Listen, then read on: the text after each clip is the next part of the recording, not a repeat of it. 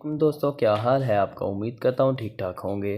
दोस्तों, आज की इस वीडियो में मैं आपको बताने जा रहा हूँ कि आप किस तरह अपने नाम की रिंगटोन बना सकते हैं। अगर आप ये सीखना चाहते हैं तो इस वीडियो को शुरू से लेके एंड तक वॉच करें। दोस्तों, वीडियो स्टार्ट करने से पहले आपसे गुजारिश है कि आपने अभी तक हमारा चैनल सब्सक्राइब नहीं किया तो सब्सक्राइब करें और साथ ही बेल आइकन पर क्लिक करें।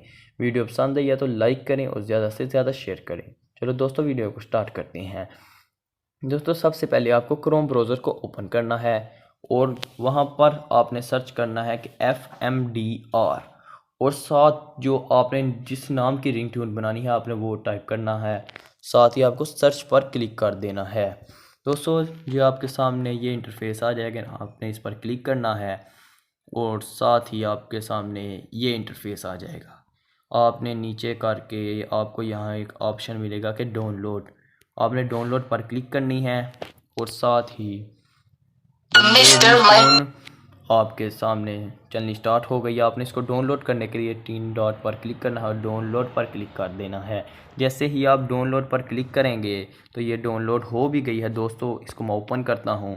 आप देख सकते हैं कि ये रिंगटोन बन गई है। दोस्तों, वीडियो पसंद आई है लाइक करें, ज़्यादा से ज़्यादा शेयर करें।